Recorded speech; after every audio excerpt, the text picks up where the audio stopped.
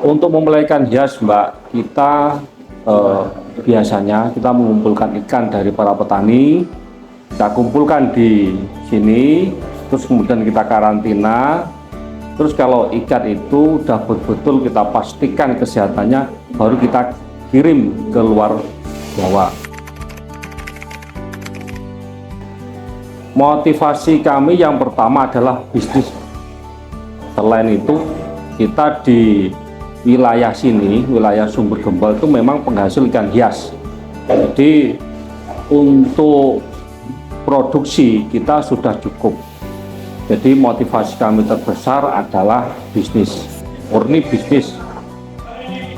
Sehingga kita bisa kirim kemanapun, karena ikan hias kami ini sudah sangat diminati oleh pasar, baik lokal wilayah Tulungagung maupun luar pulau. Kalau kami sifat jenisnya itu menyeluruh, Mbak. Jadi di tempat kami itu ada sekitar 100-an jenis ikan hias yang kami jual belikan. Jadi kita cuman mengikuti pasar yang ada. Jadi permintaan pasar itu seperti apa. Memang untuk kuantitas kita tidak mesti. Mungkin bisa jadi kuantitas yang besar itu di bidang koi, bisa jadi kuantitas yang terbesar itu di bidang koki, itu tidak mesti. Jadi permintaan pasar itu apa, kita cuma mengikuti. Tantangan terbesar adalah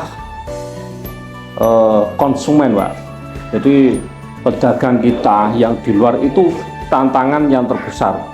Karena saingan perdagangan itu cukup lumayan.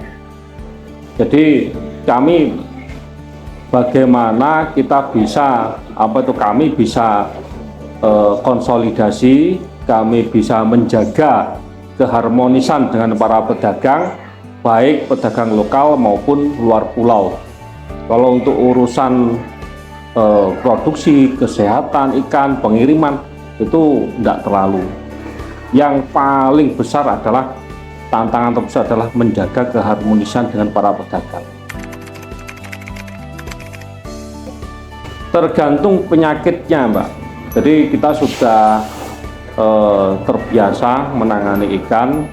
Jadi kalau misalkan ikan itu kena parasit, ya sudah kita kasih obat parasit.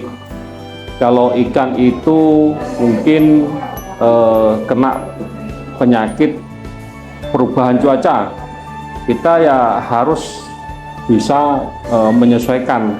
Bahkan kita juga mempersiapkan seperti heater untuk pemanas air. Nah, itu semuanya kita siapkan.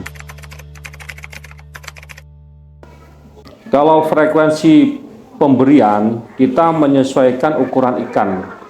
Jadi kalau kami terbiasa dengan otodidak, Pak. Jadi kalau ikan itu masih bernafsu untuk makan, ya tetap kita kasih. Jadi kalau mereka sudah merasa kekenyangan, ya kita cukupkan, cuma seperti itu. Kalau jenisnya yang penting kita nilai protein, Mbak.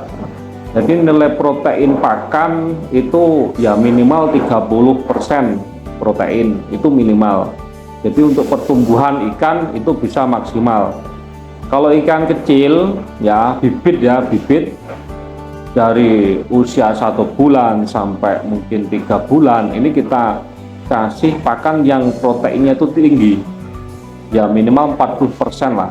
Kalau merek itu enggak mesti, merek itu enggak jaminan, yang penting nilai protein itu yang kita fokuskan.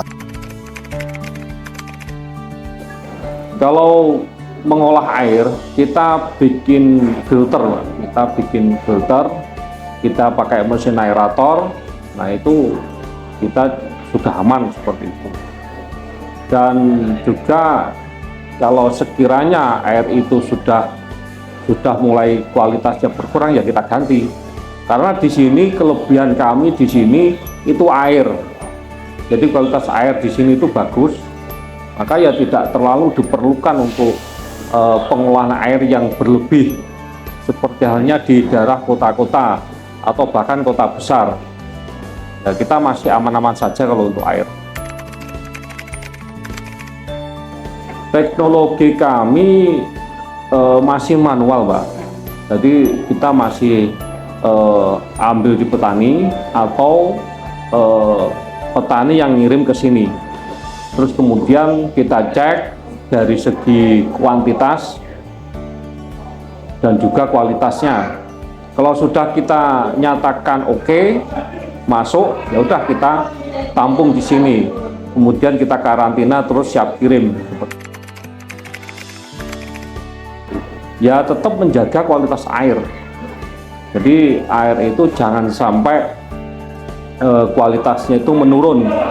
Mungkin dari segi amonia, dari segi kandungan oksigen, atau kandungan-kandungan yang lain.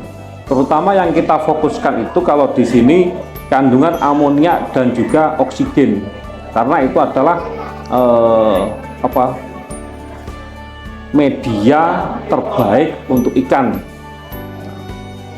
Jadi kalau amoniaknya itu sesuai, tidak terlalu tinggi, maka kandungan oksigen pun tinggi. Nah, itu otomatis. Jadi kandungan oksigen menurun itu karena amoniaknya itu meningkat. Kalau sudah seperti itu, amonia rendah, oksigen tinggi, berarti media air ini sudah baik untuk budidaya. Tipsnya berani. Jadi untuk berdagang itu harus berani beresiko, karena perdagangan ikan hias itu kita berdagang dengan makhluk yang hidup. Nah, jadi berdagang dengan makhluk yang hidup itu resiko kita terbesar adalah kematian. Nah, kalau resiko kematian itu terjadi, maka otomatis kita mengalami kerugian. Kita belum menjual tapi mengalami kerugian. Nah, jadi untuk urusan perdagangan untuk pemula yang penting adalah berani untuk melakukan. Nah, banyak sekali teman-teman kita, terutama teman-teman pemuda, nah ini mau melakukan itu takut kematian, takut kerugian, dan lain-lain. Jadi itu saya kira harus dihilangkan. Jadi harus berani, semuanya juga seperti itu. Jadi semua pedagang besar di sini itu bermula pasti dengan kerugian, itu pasti. Jadi yang penting berani melakukan.